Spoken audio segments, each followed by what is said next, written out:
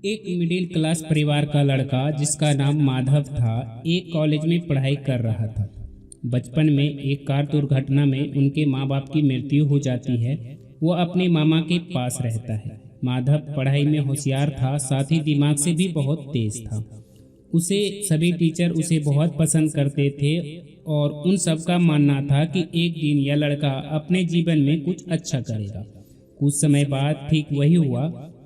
Final में वो अपनी यूनिवर्सिटी में प्रथम स्थान प्राप्त करता है और कॉलेज के दिनों में ही उसे एक लड़की से प्यार हो जाता है जिसका नाम यामिनी था।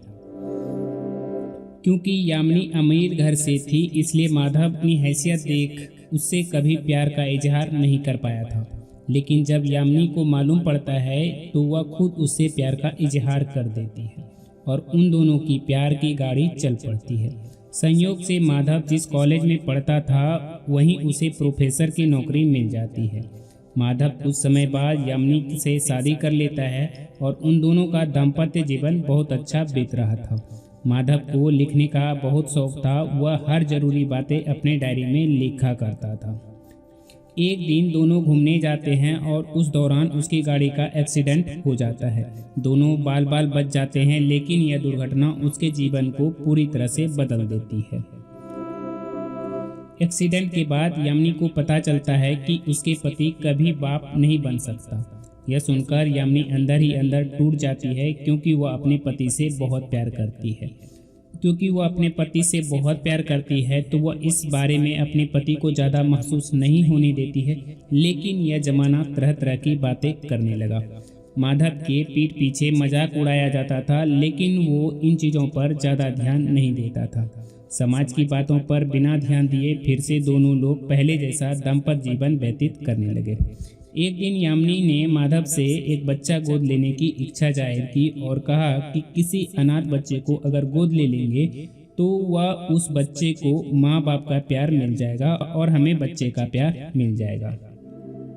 माधव अपनी पत्नी को मुस्कुराहट भरी नज़रों से देखता है और कहता है कि सही कहा तुमने, वो भी हमारा ही बच्चा होगा। दोनों एक बच्चा गोद ले लेते हैं, लेकिन अपने खुद के बच्चे का पिता न बन पाने का ताना यह जमाना अभी भी माधव को देता रहा था।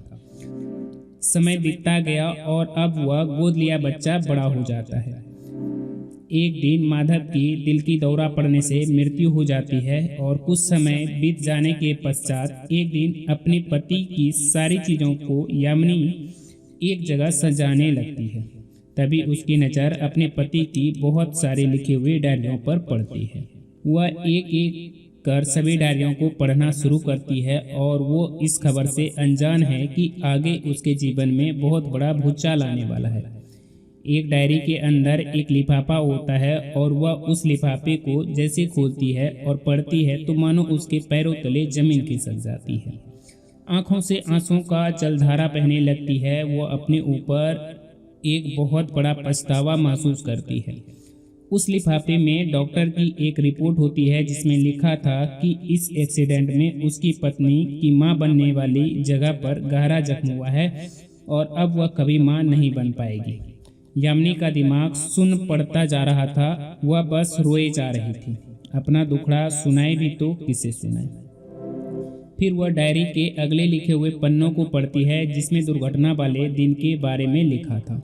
जैसे ही इस बात को जाना तो मैंने डॉक्टर से हाथ जोड़कर विनती करते हुए कहा कि इस बारे में मेरी पत्नी को कुछ नहीं कहें, बल्कि यह कहें कि मैं कभी बाप नहीं बन सकता और इस दुर्घटना में मैं नपुंसक बन गया हूँ, क्योंकि इस बात को बर्दाश्त नहीं कर पाएगी और ये जमाना उसे बांझ कह कहकर उसका जीना मुश्किल कर देगा और उसके पीठ पीछे तरह तरह की बातें करता रहेगा जो मैं बर्दाश्त नहीं कर पाऊंगा। इसलिए आप इसे दोष मुझ पर डाल दें, मैं अपने ऊपर हर बातें बर्दाश्त कर लूँगा।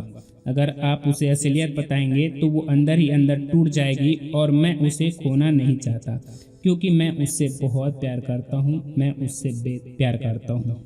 वो आखिर में डायरियों के आखिरी पेज को पढ़ती है जिसे अलग अलग से माधव ने लिखा था, जिसमें लिखा होता है कि एक न एक दिन तुम्हें मेरी लिखी हुई सारी डायरी मिलेगी और तुम इन्हें जला देना। मैं नहीं जानना चाहता कि तुम्हें अपने और उस दुर्घटना के बारे में कभी जानो, क्योंकि इससे तुम्हें धक्का लगेगा और मैं तुम्हें कभी दुखी नहीं देख सकता। तुम्हारे चेहरे पर हमेशा मुस्कुराहट अच्छी लगती है, जिसे मैं पहली बार देखकर तुम्हें दिल दे बैठा था। तुम मेरी जिंदगी हो और मुझे यह मालूम है कि तुम भी मुझसे बहुत बेतहा प्यार करती हो, जिसका जीता जागता प्रमाण तुम्हारा मेरे साथ हर पल साथ साथ रहना है। जिसका जीता जागता प्रमाण तुम्हारा मेरे साथ हर हाल में साथ साथ रहना है। तुम चाहती तो मुझे छोड़कर दूसरी शादी कर सकती थी, परंतु तुमने ऐसा नहीं किया। मैं हर जन्म में तुम्हें पत्नी के रूप में पाऊं, मैं यह गौर से प्रार्थना करता हूं। आज तुम मुझसे एक बात का वादा करो, कभी इस बात का जिक्र किसी से नहीं करोगी और न ही कभी अपने आप को दोषी मानोगी। यामिनी की आंखों में आंसू बहे जा रहे थे।